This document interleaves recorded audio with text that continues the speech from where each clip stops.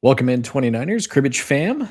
Jason Matheny here from the mothership in Houston, bringing you another week of the world's highest rated cribbage podcast on the planet.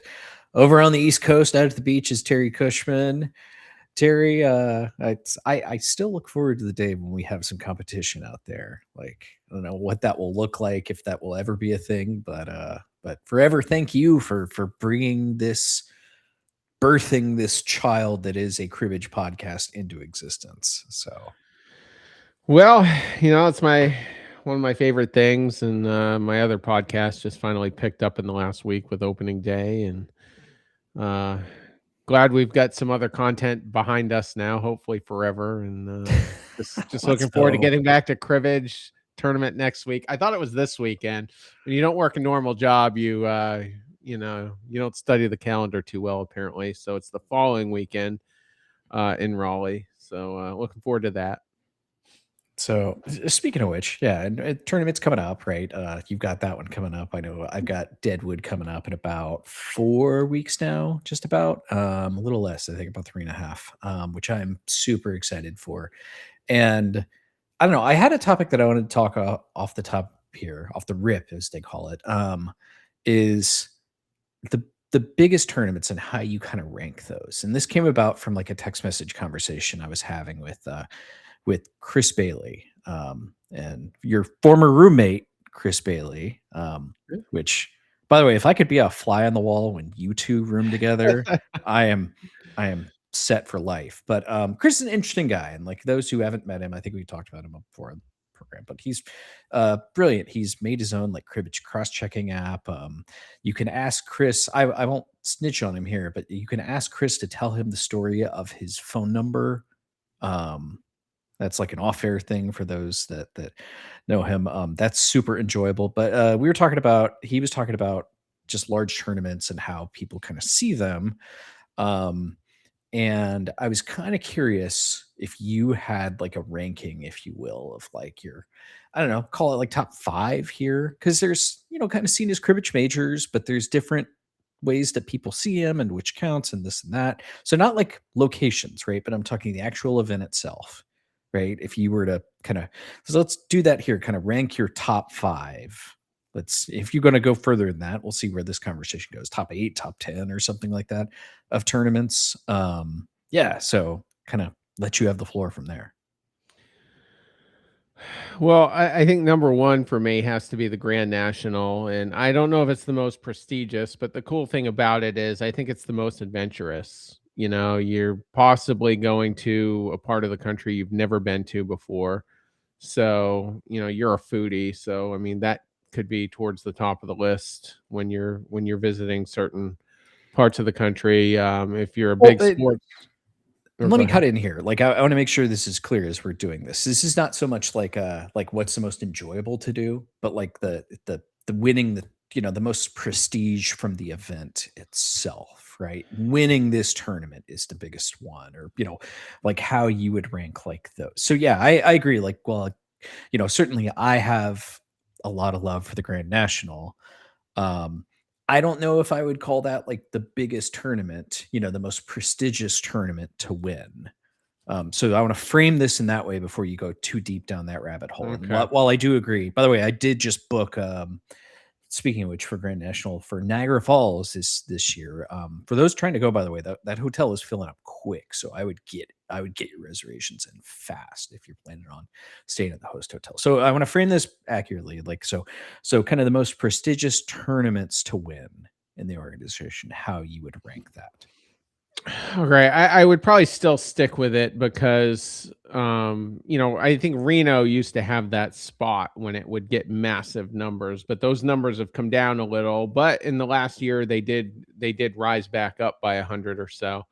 But I think the Grand National, depending on location, is still probably the biggest turnout, I would say, unless Reno can really continue that. If they can add another 100 next year, I don't know if that's realistic or not. Then it's back in the conversation, because now you'd be looking at 500 or so. But Vegas had like 410.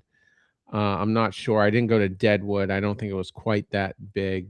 correct me if I'm wrong. But I can find the numbers really quick on like Challenge or something like that. yeah, But so yeah, I I think you're right. anyway, long story short, I would say the Grand National. Number 2, maybe this is bias because I've won it, but the National Open is like a nonstop grind starting on Saturday morning first thing, not ending until late Monday afternoon. And there's emotional swings. The format is unique. The skunks add like a huge layer of stress, especially if you're on the wrong end of it. So I would put the National Open number 2. Third, I think you have to go Reno at that point. And to clarify, you mean the JPW because I would say there are multiple large events in Reno, right? Like Mhm. I would say the JPW okay, JPW 3. Okay. This is where tournament. like right the things can deviate pretty heavily on what you would consider like 4, right? Because there are sanctioned events or unsanctioned events. Like where do you think you go next there in terms of what you find to be the most important? I mean, for most people, the Tournament of Champions is gonna be the biggest win of their life, so I think you have to still put it number 4, even though it is unsanctioned and it's an invitation only. Um, so I'd go there. After that, it gets tough. I mean, I've never been to Deadwood, but none of the 3 in Deadwood are necessarily bigger than the other. Like, there's no main event in Deadwood, if I'm not mistaken, is there? Not really. There's 3 mains, 3 cons, and there is one. I mean, the midweek one you might argue is the biggest because it's 20 or 22 games versus the other ones are same day, right? So you could Okay. make that argument, but on the weekend there's more people, so I think you could argue either of those. And yeah, that's an interesting thing with like Deadwood. There's not really one event that's like the star event in my opinion. And I really enjoy that event and I would really recommend it for anybody. So yeah, there's not really one that like jumps out there. It's a massive weekend. I mean, there's no denying that, and it's the the setting of it, from everything I've heard, is kinda unique. There's not really another tournament with the vibe and the theme and the ambiance, from what I can tell. So let's we're kind of coming to clearly this is not a list we're going to go like top 20 or this or that. So in some sort of order, right? The one, two, three, four, kind of those four, if you want to call cribbage majors, right? Kind of throw the TOC in there. Do you have a fifth one that to you is like, okay, this is what I would want to win. This is the most prestigious of like what's left there. I mean, I'm trying to rack my brain. I mean, is there another tournament that gets even 150 consistently? Well, I mean, the old joke, right? The biggest tournament every year in cribbage is the JPW, right? And the second biggest tournament every year is Consolation. the consolation of the JPW. Okay. So I feel like you could make an argument there. Um, I will give a shout, and this is about as self-serving as I will get. I will give a shout to the Cribbage Bowl. Um, Okay. right? Unsanctioned event. And I've always said I want to score one more time very highly in that event because I want I want my name to be on that one because I have a first and a second in the Cribbage Bowl. Um, so I think you could make an argument there. I think you can make an argument for the midweek in Grand National, right? It's usually a pretty big tournament. And it's kind of funny how like I don't know, like it's like whoever wins like the main for Grand National, gets, all this like prestige. And then the person who won like the midweek, it's like, oh, okay, yeah, it's cool they won the midweek. And it's, sometimes differences, I don't know, 50, 60 people, 100 people, or, so it's like one more round that the winner of the main gets. So I think I could give a shout to that, to the Grand National midweek. Um, I've been in the 3-4 round twice, and Haley Hintz gave me one of the worst beats of my life with back-to-back 20 something hands in game 5. And Al Carr got me. That one wasn't quite as dramatic, but I would have gotten to play Rob in the finals had I gotten past him. But you're right, and it did have a big tournament feel. You know, as I went through the brackets. So, okay. So what is your fifth officially? I'm gonna make you pick one here. So I've thrown out some things for you, right? Like what is number 5 in your mind? You know, I'll give it to the Veterans Day Classic. I mean, Okay, the that's Reno Veterans Day event. Yeah, that's another yeah, good pick too. yeah. So, um, but by the way, open openers, I'll also give a shout to for the National Open, the midweek for that There you event as go. well. It's usually pretty large and a good event. That's a good one. So your list is pretty close to mine. To weirdly, I will put the National Open first for a lot of the reasons that you said. To me, that is the Okay. most prestigious event. It feels like it is an event that requires a little more skill. Um, and if you look at the list of winners of the National Open, it is a lot of heavy hitters. Like any event, right? Anybody can catch some heat for, 22 game main and then, right, 5, 6 rounds in the playoffs, whatever it is. But you don't see a lot of soft players that have won that event other than you, but that's another story. But I would put the National Open first, Grand National second, JPW third, the TOC fourth, and I will be self-serving as hell and put the Cribbage Bowl fifth, just for my own reasons. But I think some of the midweeks are ones to speak of. If there are other ones that the 29ers have a theory of that they think is maybe their like fifth, if you will, right? Or give me your whole top 10. That's a great thing for the mailbag. Cribbagepodcast@gmail.com is the best way to hit that. So we're gonna go from events we love to things that we hate. And this is kind of your brainchild, this one, Terry. We were kind of talking about fantasy draft ideas, and you had kind of mentioned, and I think maybe it came up with some other folks, but that is it like hate is more powerful than love. We haven't really done a whole lot of fantasy drafts that are based on things we hate, right? Is that about where this is? Is how you Yeah, frame it? I I can lean heavily into hate things that annoy me. Yeah. Yeah. Yeah. I think, and we've done like cribbage pet peeves, that was one of my favorite ones of like all of them. I forget that if that was an official fantasy draft or just just a list that we talked about. But today we're gonna do like our most hated television program. So this is not what we find to be the worst television programs. It's the ones that we just personally dislike is kind of how when I made my list. I have 7 on my list. There are probably some I'm forgetting. Um, but yeah, like so I don't know. It's just a big difference between like personal preference and like if you think something is good or not. A lot of times those things will intersect, but sometimes those things are different, right? Like there are some shows that I don't even have a good reason for. I don't like them. I don't like the people that like them. And yeah, that's what most of my list is. So all right.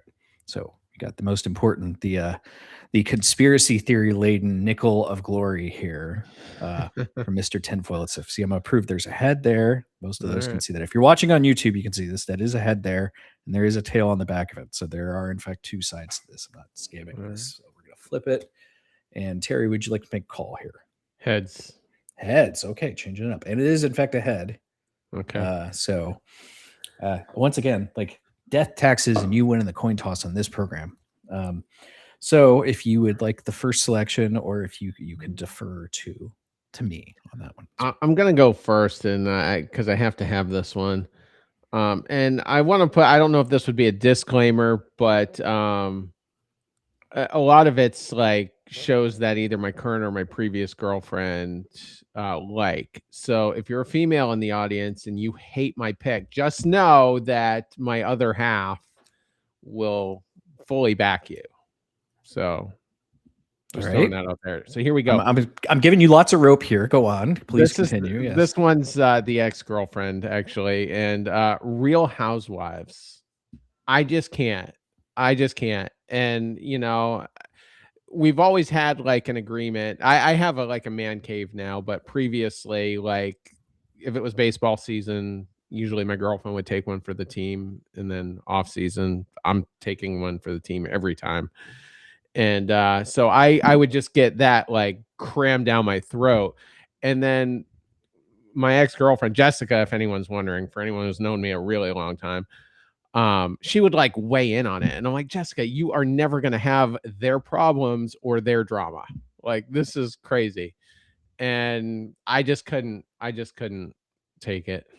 So that's my number one. And Any of whatever them I in particular, or just at large, all of the Real Housewives who's the shows? dark-haired one that got arrested? I think her name was Teresa. She went to prison for like a year or two. I think that's New Jersey. I'm not a, because Oh, is it? I'm Okay. not an expert on the Real Housewives programs, although I share a lot of the dislike of this one from my marriage. Okay. And I remember speaking to this to my ex-wife, like RIP, she's passed away. We've talked about this in the program, but I asked her about it because to me the most painful part of that show is that it's so clearly fake. And what she said to me is that those Real Housewives shows are it's professional wrestling for women. And I kind of paused and I thought, all right, now you've got me. Like I'm not a big wrestling nut. I've had periods where I watched it or whatever it is, and it's like shocker spoiler for those who don't know. I believe professional wrestling is scripted, and so are the Housewives shows. It's a good pick because they bother me. It feels like bad behavior gets rewarded on that program. Like Yes. they're just Yeah. all horrible human beings, and that something about that bothers me. And they all get more rich and more famous from it. But she made an interesting point of that. I you know like, but that's a good pick by you on that one. All right, I get two in a row here. Uh, all right. I'll take two that I have to have that just I cannot stand. First is a program that's come up on this show before, which is Family Guy. I hate Family Guy. It's I find it powerfully unfunny. It's unsubtle. I don't mind like edgy humor that can border on being offensive, but I feel like theirs is not even close to being witty. It's like everything that The Simpsons is not, or other shows is not. It's lowest common denominator. It's not. Yeah, I detest everything about Family Guy. So I know you enjoy it, and that is not a judgment on you. You and I can see the world differently. We But yeah, do. I We hate the do. Family Guy. Just hate it. Also, like in my 20s, when I worked a lot of coworkers, like never failed. The most annoying person in the office just insisted on like quoting Family Guy and being very inappropriate in the workplace 24/7. Drove me nuts. Okay. For my second pick, I'm taking a show that's pretty popular. So maybe I'm bothering some people who are listening to this, but I really detest The Big Bang Theory. Um, That was on my and list. and to me, it's any of the sitcoms or shows in general, and I have a few of these on my list that I where the characters are what they call flat. Do you know what a flat character is, Terry?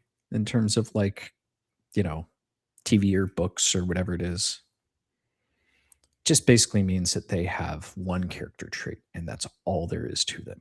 They're not actual like humans, they are caricatures of people. And so it's the dumb one and it's the nerdy one and it's the I don't know, like risque one or whatever it is. Like they don't actually build out real humans into these people. And to me it's a sign of bad writing. The Big Bang Theory is just cheap, easy humor, and this it is the same show over and over and over again. I cannot stand it. Just drives me nuts. Don't understand why it's popular. Don't understand why people like it.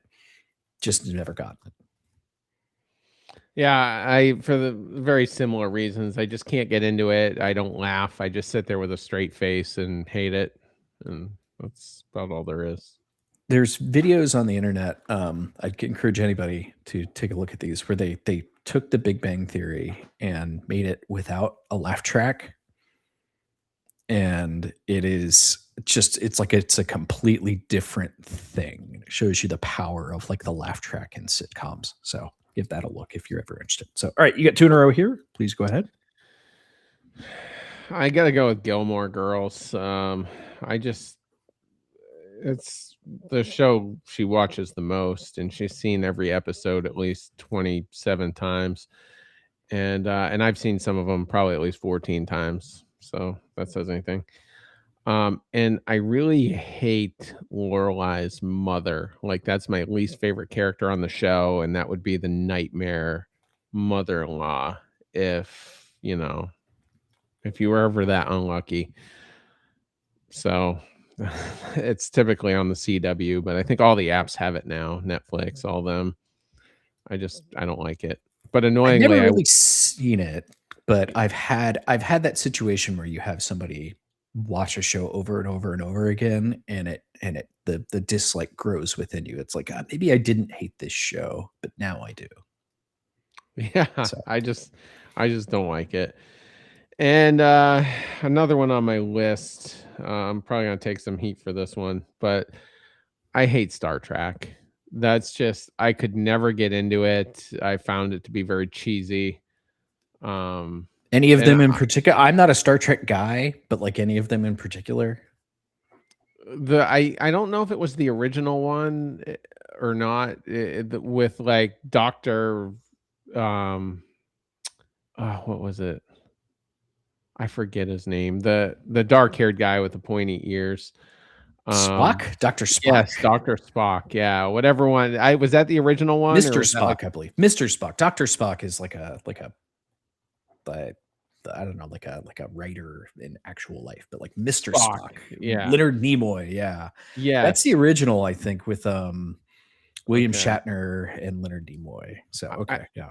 I didn't I thought it was called Star Trek: The Next Generation. At least that's the one that was out the most when I was a kid at like 7 p.m. or whatever. But I just can't get into it. I just like I said, I found it to be very cheesy and not very captivating. Okay. I'm not a sci-fi guy. Never really tried to watch Star Trek for kind of those reasons. It's I guess I don't know enough about it to really opine there. I think the next generation though is with like Patrick Stewart and like amongst others. So I think you've got your versions of that like kind of chopped up there. But yeah, Star Trek as a whole, we'll go with that. Okay. All right. I've got two more here. By the way, side note, Gilmore Girls, my maybe my number one celebrity crush is Lauren Graham, who's on She's Gilmore very Girls. pretty. Yeah. Absolutely. Yeah. So anyway, okay, moving on here. All right, for my next two, all right, I'm gonna take a very controversial one here, which I feel like it is maybe one of the most liked programs in like the universe. Um, I feel like everybody loves this show, but I detest it, and that's The Office. Just I I find it to be plotless. I find the characters to be uninteresting. I think it tries hard to make it seem like it's not trying hard. And I don't know. I just feel like it's clunky. If you want a good version of The Office, Parks and Rec is a much better show with like actual interesting characters, and it's I don't know. I feel like it's significantly funnier. Just like much like when I mentioned with like Family Guy before, like a lot of this comes from an old workplace where there were just people that would just talk about The Office nonstop, and I felt like they missed the subtleties of it. Like the whole point is that the boss Steve Carell is like a bad human being and is a bad boss and says really inappropriate things, and like it made it people unironically started saying that's what she said and didn't understand the subtleties of like that's it's not making that cool. It's making that the note that of how like inane you have to be in order to say such a thing. So anyway, The Office is my next pick, and then the last one, gotta have it. You know what? I'm between two on here, and for simplicity, I'm gonna take Friends as my last pick. Just Wow. another show, yeah, where it's just right. Every character has one trait to it, right? Just right. You've got the earthy one, right? You've got the neurotic one. You've got the jokester. You've got it's all like one character trait. I don't feel like it's believable. I don't feel like it's very well acted, and it just bothers me. It's just not a show I enjoy. So I don't like Friends. I do kind of like Friends, but yeah, I thought Courtney Cox's character was just kind of just very vanilla and I not mean, a whole she's lot supposed to of be like the wet blanket, right? The neurotic one that does like this and that, and is yeah. is so it's, they're all And I fine, I really guess. like Matthew Perry, and I mean his life struggles were so public and at the forefront, and I always rooted for him, and I always loved his characters. Like Fools Rush In was a great movie that he did with Selma Hayek. I wouldn't call it a Um, great movie. I mean, it's I liked enjoyable it. or whatever, but he's basically playing the same character in like everything he does, it seems like, right? He got kind of Yeah, typecast as the wise ass, like the jokester guy. the whole 9 yards also. But all right, so I have is it just one more? I Yep, think just just one one more. more. Although Okay. I'll leave room for a dishonorable mention in this case. Well, my list wasn't long. I didn't think I thought if I got that first one in, I'd be in good shape. So my other one will kind of play off my first pick a little bit, and it's Chrisley Knows Best. That show is just trash, and I couldn't have been more thrilled that both of them went to prison, which seems to be a theme in reality TV shows. And yet you like the first 48 where everybody goes to prison, right? Like, Oh, it's a that's different my kind of favorite. prison, you know? Yeah. I with that one, I like the chess match, the psychological, with the first 48. I love that. I'm Well, I just mean, so that one's addicted to actually that. real, right? So many of these It other is. ones are just the scripted reality TV does bother me too. So I'm with you on those ones. Really any of the Bravo TV shows, It's a like terrible just channel. Yeah. yeah, I mean, I like Top Chef, but like that's different. It's a different kind of like thing. But I also understand like the audience. I'm not the target audience for a lot of these programs, so it's fine. Nothing else on your dishonorable mention list? I was gonna throw in Heartland, which probably nobody knows. That's another one my girlfriend likes. It's kind of a soap opera-ish, Canadian based and I think produced and all that. But I just not a fan of it. Very Okay. dry. On my list, I have Home Improvement. Remember that show that Tim Allen won on like I couldn't ABC back in the day? couldn't get into that one either, yeah. It's again, once again, it was just the same episode over and over and over and over again. Just I thought it was also he's apparently like a terrible human being. It's another story. And also Sex and the City I have on Sex and the City, I should say.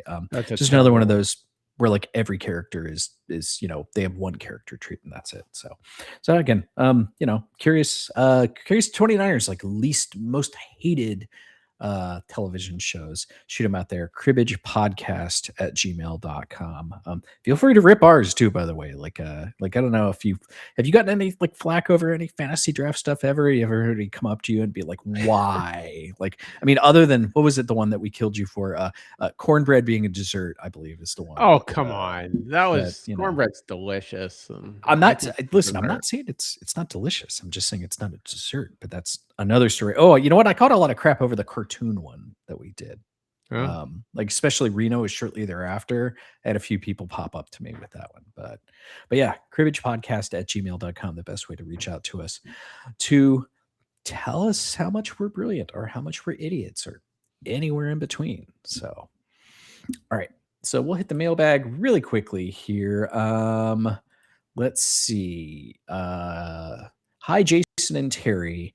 I feel the same way as Terry about the $50 side pot. My first year in Reno, the guy next to me, I think it was Mike Hens, placed in the 200s, 20s, I guess that is. I forget maybe the typo here. And got a lot of money. I placed in the hundreds and got nothing. I asked him how that happened. He asked me if I'd hesitate spending 20 extra bucks in the casino that night. I laughed and said, of course not. So he said, take the extra 20, add it to the 10 and 20 that I'd put in and start doing just the $50 pot. It paid off and tends to pay 400 to 500 bucks. And I've done it ever since. Take care, Sally Henderson. P.S. Hope to see you and your posse both in Columbia for a doubleheader in mid-June and or September. Both weekends are now our slots for good. So Appreciate Sally reaching out on that one. Yeah, the $50 side pot, like apparently a very popular one there. It's an interesting idea of like, just the science of like which one you want to do and so on and so forth within that. So kudos. It may be the first ever like kudos for you in the mailbag, like ever. So yeah, I'll take what I can get. just exercise my block button here as best as I can. Let me see. Did I want to read this one on the air? No, that one's an off-air kind of question. We'll leave that one for another time. So we'll jump to hands really quick here. We've got a handful, pun not intended. By the way, I'll give a shout to the 29ers. We need hands or situations for how you peg that. Those are just a little on the short side there. So we have lots and lots of hands to kind of cycle through, but not that many of those. So I am giving a personal request to the 29ers to shoot those into us, cribbagepodcast@gmail.com. We may eventually do a Google form for those. So, okay. So a few hands, some from the 29ers, some from me. So here's one that I had from Grassroots. Came in with my standard 10 points over the weekend in Grassroots. I'm very frustrated right now at the number of times I have been one game short of scoring at club. It's been a frustrating season. So anyway, okay. So here's the hand. So you are first count from 12 out. Your opponent is dealing in hole 101, so 20 out. And the hand you are dealt with a flush in play here. There is 2-2, 7-7, 8, 10. Being there's two pair, the flush is kind of clear, but I'll say it anyway. If you hold the flush, you hold 2, 7, 8, 10. Terry, what are you thinking? Do we have a standings right now, by the way, of agree versus disagree? 80 agree, 70 disagree. That's the narrowest it's been for quite some time. See if we can put a dent in that sucker today here. So yeah, what do you think here? Like you're 12 out, your opponent is dealing from 20 out. Just a couple, I think, pretty solid options here. I don't hate either of these choices, but to me, one stands a little bit above the others. But curious if you think. Honestly, I like the flush here. You've got a lot of pathways to at least 9 or 10 points here. And I just really like the 2 lead with the 7, 8, 10. I just feel like I have a good chance to get 2 points on my next play. You can't hold more than 6 to start with anyway, under any scenario. And I just like the pegging versatility there. And where your opponent's 20 out, that's not like, it's far from a certainty they're going to go out. And I don't think 7-2 is a very dangerous throw. And if the cut happens to help the 7-2, it's probably going to help your hand anyway. So I'm just going to keep the flush here for the pegging versatility.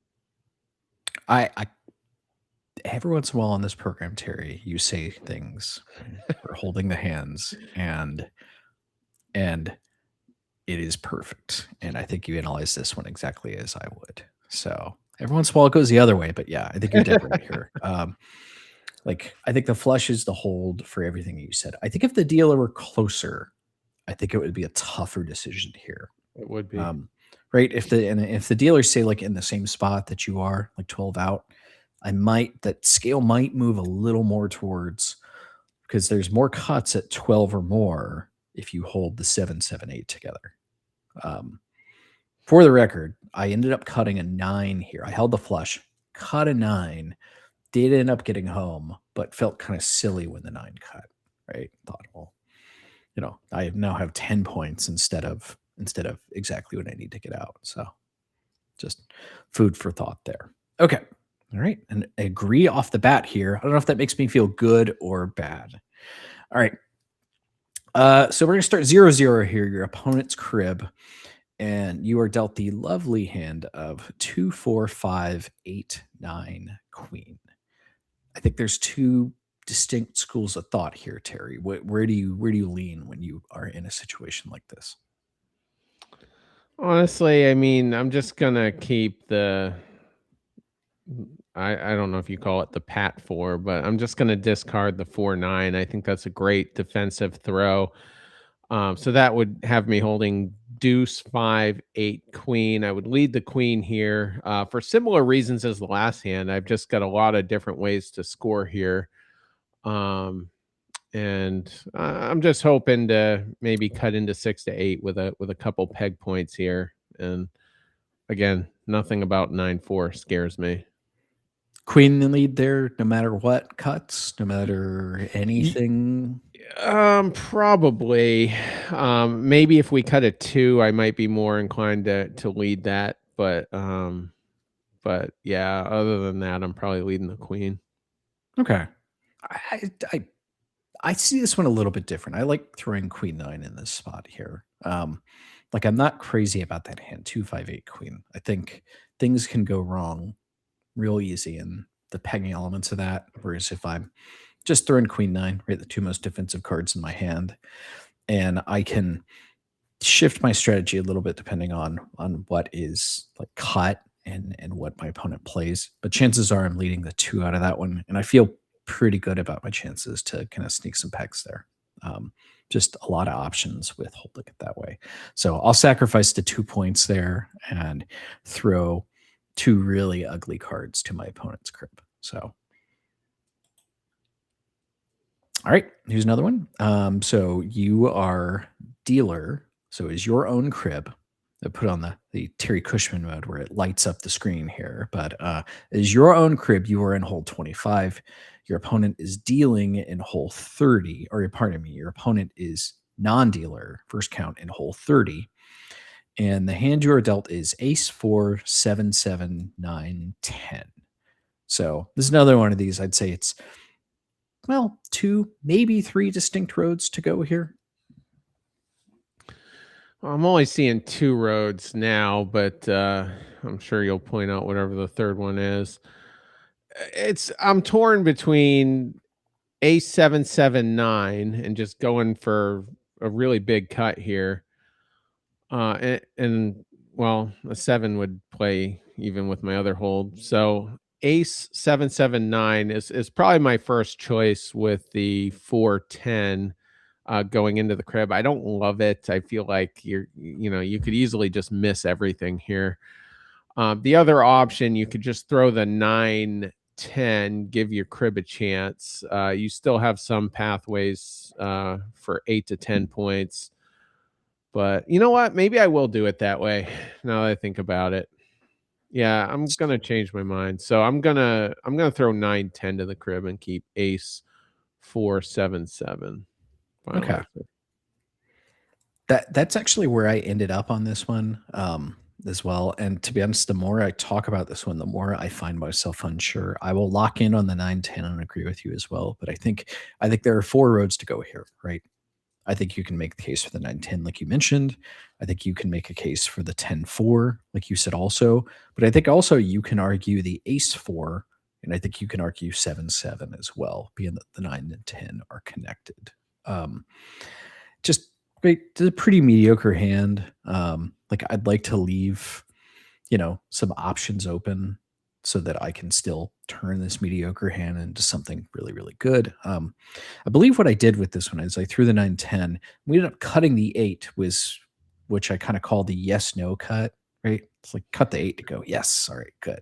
And then no, like it could have been so much better.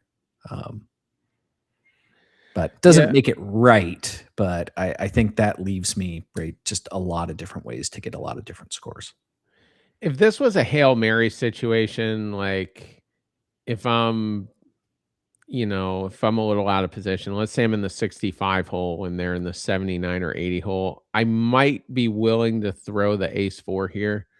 But I hate breaking up the ace 7-7. I feel like I have to hold that almost no matter what. If the 7, I would feel so stupid if a 7 got cut and I broke that up. And I know there's only 2 of them in the deck, but so that's my big conundrum when I'm trying to, find the best discard here. Okay, fair enough. But yeah, ultimately we do agree. But this is one that where it's like, it's some of these, right? You know, put in my stake in the ground and say, all right, this is how this should be held no matter what. Is the one that I can't even remember what the hand was, but I like disagreed with like Dwayne Toll, even though he, gave me his reasoning and this and that. And some of these, it's like, I could be swayed. This is one I could be swayed. Like if somebody somebody wanted to make a passionate case for, no, I think the way to throw this one is to do it this way. I'll certainly hear them out. So, but and agree nonetheless. All right, so here's another one. This is a brutal spot, just absolutely brutal spot, and I believe it's my first or second game out of the box at club this week. So you are non-dealer. You are 18 out. You are at hole 103. Your opponent is dealing in hole 98, and you get dealt the good old like double run with rough ones. So it's 7, 8, 9, 10, Jack, Jack. So what do you like here, Terry? This is just masochism at its most brutal. I don't really love playing any defense here. I mean, they're almost in a prime spot. So I think you So have why to. is that? Just for those who are listening or maybe aren't the most versed at like offense, defense, like break this position down. Like, what do you mean by that? So they're 23 out, being in the 98 hole. The law of averages, they're probably gonna win if you can't get close here. I think the defensive play would be to throw. Probably. Well, I don't even know. Right? Yeah, there's not even 7 like a7 there's not a defense throw I feel great about here. yeah, 7. I just can't throw 7 jack here. I think you have to pick between throwing 7, 8 or jack, jack. And I'm probably gonna go with jack, jack here and keep 7, 8, 9, 10. Lead the 7. Maybe I can pair a 10. Maybe they'll be dumb enough to 15 me or whatever. I don't love anything about it, but I'm too far back and they're too close. So I'm throwing the jacks here and just hoping to cut into my hand here and peg a couple. Okay. I disagree with you on the ultimate hold here. I think 7, 8 is the toss here. You just hold your nose, you throw it. Like 9, 10, Jack, Jack here in this spot is the best potential, right? Like you can cut up to 17 here, and you kind of need it, right? You need to hit a cut. Like I'd rather go out fighting than and there's just not a defensive throw that I like here, right? You talked about it before, like you're not throwing like 7 Jack here, right? Like if I'm gonna go some other way here, I don't know, maybe like, hey, yeah, I think 7, 8 has to be the toss here, and you just live with it. But it's a tight one here for sure. So it's Maybe just, 10 jack is your defensive throw. I guess, yeah. I mean, So, like still gives you a cut at 12 or even 13 if you're really really lucky. and the one thing I don't like about the 9, 10 jack, jack here is you're not going to peg, and you're a lot more likely to get destroyed pegging, I would say.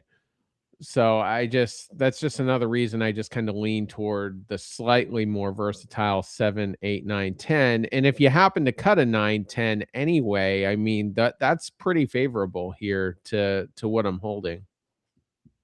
I mean, I guess, but like if I'm playing for just a couple of cuts, I want the cuts that are gonna give me the real chance to win the game here. And I think that, right, I could hold 7, 8, 9, 10 here and cut, like you said, a 9 or a 10. Still very easily lose this game. I'm not, say I cut a 9, right? It's only 12. You gotta peg 6 points. Like you're not gonna peg 6 points with that hand. Right. Like Like, realistically, probably 3, but I feel like that's manageable.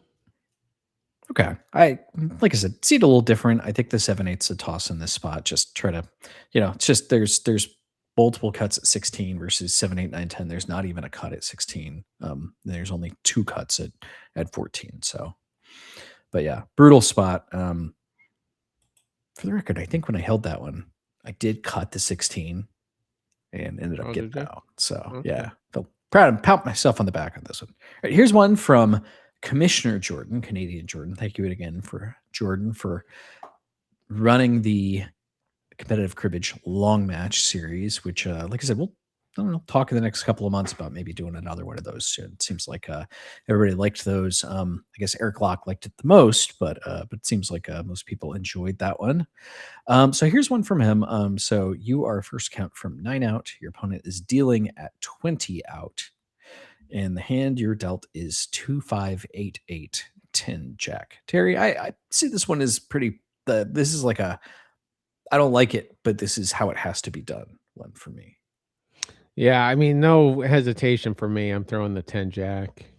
Right? Just live with it. Mhm. You know, there's so many cuts at 8 or more, and if you cut your 8 points here, then you feel pretty good. Let's say cut, you know, like a queen here, which is not your favorite cut in the world for this, but you have 8 points. Is like, what are you leading in this spot? This is just a classic dump your smallest cards first situation, I would say. Yeah, I agree with you on that, right? Lead the 2 and then playing the 5 on almost anything that they play. Of course, if they play like a, well, I guess I can't really imagine a card that would play the 5 versus the 8 because right, if you have a chance to score, you're going to score so that you can guarantee you get out. But right, just run out your low ones as quickly as you can, hope for the best. You can lose that way, but I'm going to live with it when those things happen. So Mhm. all right. So quick agree for there. Jacob Zinicola checks in on this one. So I thought this was interesting too. So another potential flush hand. So you are first count in hole 83. Your opponent is dealing in hole 95. And the hand is 4, 4, 7, 9, 9, 10. There is a flush in play here for those just listening rather than viewing, which would be, of course, 4, 7, 9, 10. So, like positionally here, this spot, right? It's go time, right? If not now, when? Yeah, it's a tough one for me. I mean, I think there's only 2 ways to do it. You can keep the 2 pair here and throw the 7-10, which isn't the worst defensive throw, especially where you have 2 nines. It's a pretty Uh, good defensive throw in that spot, in my opinion. But I would say so, yeah, and, going back to an earlier hand, I mean, I love throwing 9-4 or 9 deuce. I mean, typically, you just don't get hurt, with that type of a throw. So just looking at it, I'm probably gonna throw the 7-10 here and just keep the maximum upside. You know, a deuce is your best cut here, obviously. A 6 still gives you 8 points, a full house, you know, and I don't yeah, think you're gonna get hurt too bad here, holding 4, 4, 9, 9. So I'll just keep the 2 pair. yeah, I agree. Right? If you're gonna dream big. You're already this hand is a loser, if you want to call it that, right? In this position with this hand, most of the time you're gonna lose here. Um, so I'm gonna take my chances at the what can give me the biggest cut here, which is right the 4, 4, 9, 9. I think you can make a case for the flush here, but even if you catch a piece here, right? I don't know what your dream. I guess 8 of spades would be like your dream cut if you hold the flush, right? And you want to lead the 4. You can still you get banged up pretty good in the pegging here, right? 4, 7, 9, 10 is not what they call like a working flush, right? Like you got to still catch something there. You could very easily just end up with 4 points there. So yeah, if I'm gonna dream big. I'm gonna hold the 2 pair here. All right, moving on here. I believe that's the first one we had. So, is that everything for today? Yep. All right. So, let's jump to America's favorite game show. How you peg that? So, Terry Cushman is one I had from this weekend. So, you are dealer in hole 66. Your opponent is in hole 65. And you hold 7, 8, 9 king. Now, let's say for just argument's sake that your crib is something mediocre. Let's say you threw ace 4 in this place, right? So, my how you peg that is in particular with a 2 lead here. Just kind of leading you to a place here. I want to see if you can get to it. But philosophically, the way I like to play hands like this. So, I see this position dealing in 66 here with a pretty mediocre hand. It's time to go, right? We got aggressive. We got to do as much as we can here. If your opponent leads a 2 into this hand, 7, 8, 9, 10, king, what do you play back here? So typically, if they lead a two, I generally assume they don't have a three in their hand. So I'm probably going to play the king on it and then simply hope to pair something with my middles. And if I don't have a play on whatever their response to my king is, I'm just going to try to analyze based on their first two cards what I might be able to trap if it's still possible that they have a middle. So I guess my response is I'm going to play the king on the deuce and then just kind of feel it out after that. Okay, I agree with you in these spots. Although I'm curious, something you said that if they lead the 2, most of the time you don't put them on a 3. Tell me about that. I just feel like a two is a very common setup card, and I think a lot of people know, if they lead their three and they pair it and they have a face, they're at least going to push the count past 15 and at least take that scoring play out of it. Um, so I mean, typically that's where I go. Occasionally, they might just be leading from a pair of deuces and they still have a three, but I feel like that's, a lower percentage chance. So, but that's typically how I view it. Okay. Similar ideas, right? I'm trying to gain information as much as I can about my opponent's hand. And when they lead a 2, depending on rate, whether I judge the player to be a, tricky player, skilled player, things like that. If like I think the best players will vary between when they have the 2-3 combos, whether they lead the 2 or the 3. Like I think you're doing it wrong if you lead the 2 every time or the 3 every time. I think more often the 3 is kind of more chalky, right? More standard. But like, yeah, I agree with you. I play the king on hands like these because one, just the easiest part of it, right? If they pair me, then I've got the 9 to come back on it, right? Mhm. Like start with there. But also, I think I can gain more information about what kind of hand that they have if I play it that way, right?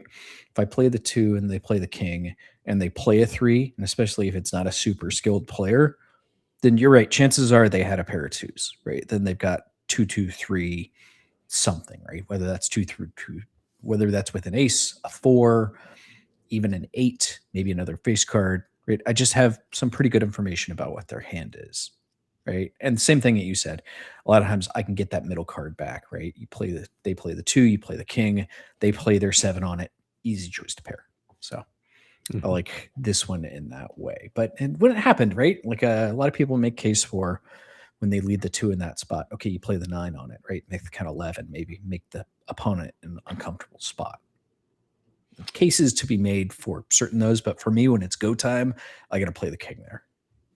Yeah, I mean, if I don't have a face, I think the 9 would be the play most of the time on a deuce lead. Yeah, like if I have a run of middle cards there, like say I have like 7, 8, 8, 9 there, right? And they play the 2, then I would agree. I typically am going to play that. But although sometimes, right, you make a case for trying to encourage the run, play the 7, maybe hope they play a 6. Yeah. Not dying Yeah. to trade points in that spot when I feel like I'm going to get the worst end of it. But sometimes you need the points that badly. And that's that spot. So yeah. Okay. And here's another one. And again, I will give kudos to cribbage121.com and David Hayes and his site here that lets us use this madness. I don't think I've done this one before. We have like a log now of the hands and the days that we did this one. But here's one just as non dealer, right? You hold the hand 2, 3, 4, 7. Now, this is not a hand that you're going to hold very often, right? This is, usually when you're holding like just a random odd card like this one, it's because of, I don't know, like maybe your other 2 cards are like 7 ace here, but I ended up with this one in a hand.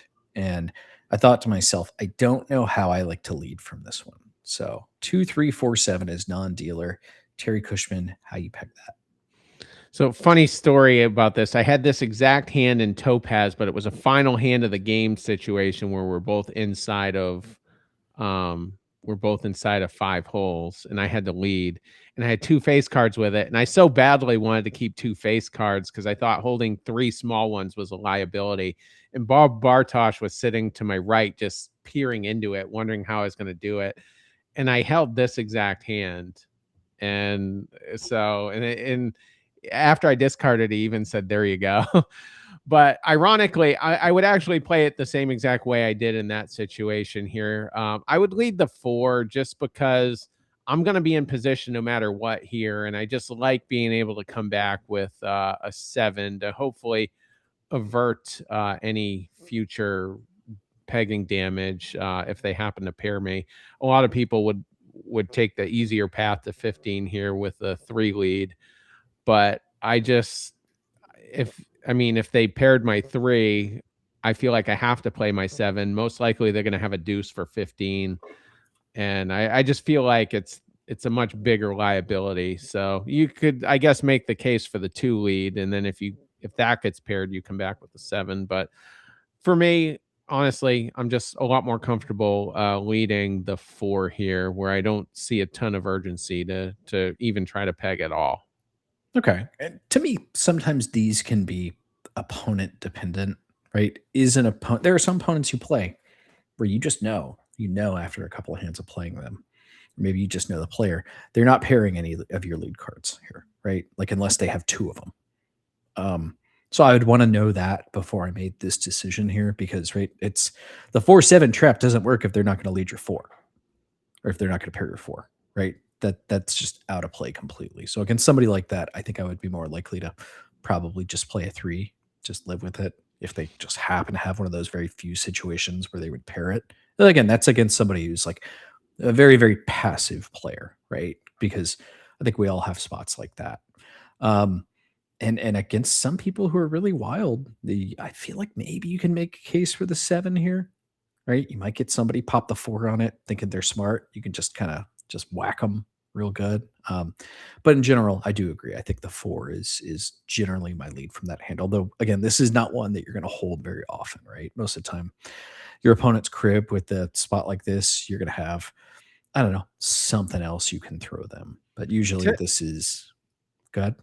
I was gonna say typically that's like a king 10 toss away from that for me, or maybe even king Yeah, if you're queen. trying to just throw ultra defense, but again, even in that spot, most of the time, I'm just gonna throw king. I'm not afraid of king 7 in a spot like that. Usually, when this one comes up for me, it's when, and I'm trying to all the ones I'm thinking about in my head are ones where like I would probably like hold it another way. Maybe like I don't know, you're trying to fade something big, and your opponent has like your other 2 cards who are like 6-9 or something. Maybe like maybe like 6 queen here. Right. But then I'm still throwing No, something. So anyway, I yeah. don't even remember what my hand was in this spot for me to hold it this way. But it's just one where I just wasn't thrilled about like my other possibilities. Maybe like 7 ace or something, right? Like could be your other 2 cards. But so I guess I've learned something today and in the future when I do these to write down like more of the stuff. So what we learned today, kids? We learned that hate is stronger than love. We've learned what Jason and Terry's like 5 biggest tournaments are in our minds. And again, would love to hear from the 29ers on any and all of these topics. Cribbagepodcast@gmail.com is the best way to reach out to us. All right, Terry. Well, you've got live tournament cribbage coming up in about a week and a half here. So I'm sure we'll do a little preview for events coming up then.